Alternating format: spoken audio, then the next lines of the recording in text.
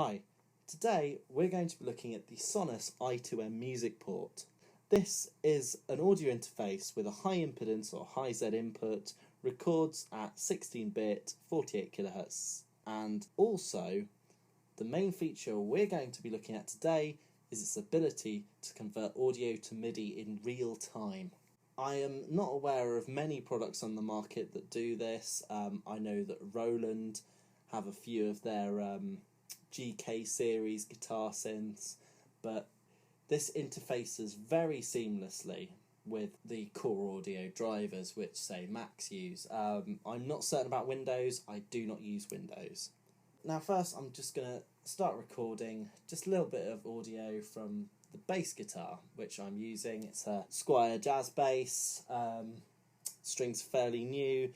I've got everything all the way up, and let's just see how that sounds on its own.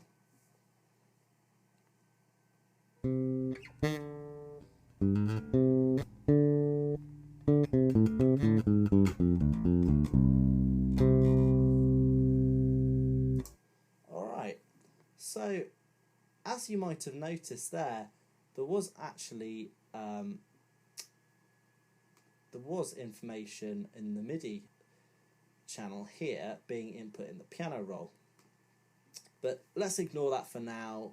Let's just concentrate on what the audio recorded here. Essentially, this is a nice little recording. I would say this is perfect for guitarists on the go, bassists on the go, anyone really. But Sonuus themselves include this, which is software that's bundled with it that essentially allows you to configure the various channels that you can set up, or presets.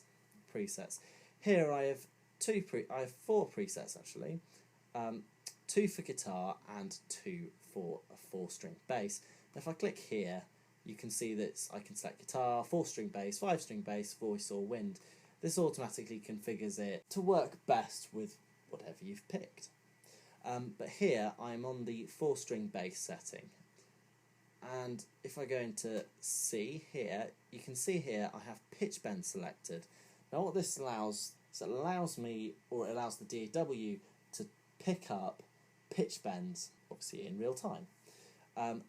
Likewise, I have chromatic set up in setting D.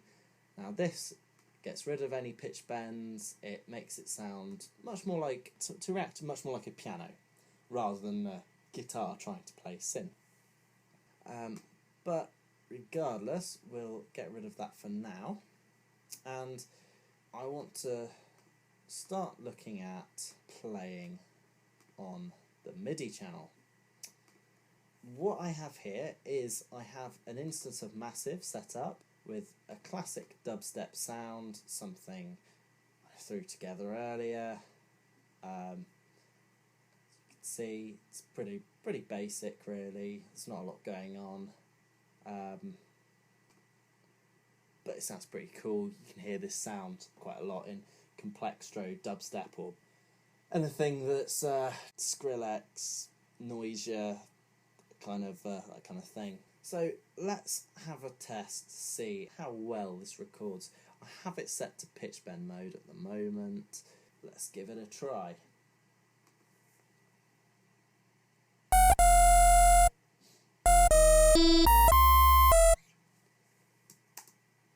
Alright, for a first little test, that wasn't bad. However, you may notice here that we have these little stray notes, ones that I didn't play, or didn't intend to. Whether that's partly to do with my playing, we will see in the next thing, because that I used finger picking style. But what I'm going to do now is I'm going to use a plectrum and see whether that makes any difference playing exactly the same riff.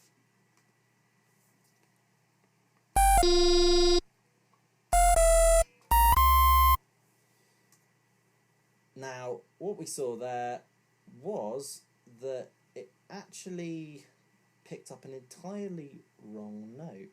Yes, entirely wrong.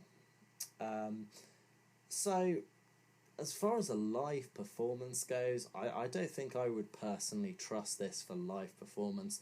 I have tried it on guitar, and on guitar it does pick up better. You can play much quicker and there's much less latency. There is very slight latency when playing this, and we'll see whether we can now correct it using the chromatic mode, see whether this works better. I'm going to first try finger picking style, and then we're going to switch to the pick again.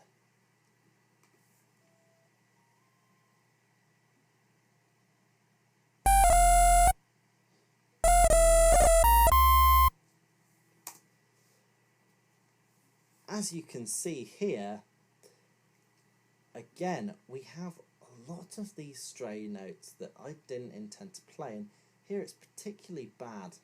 For giving a rough idea of what notes you're playing, you can see I've got all this mess around here. Probably can get rid of, but regardless, I'm going to now try with the pick.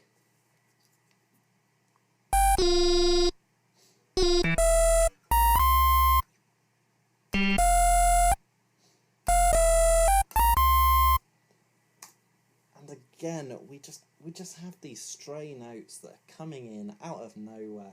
It's really not picking up very well.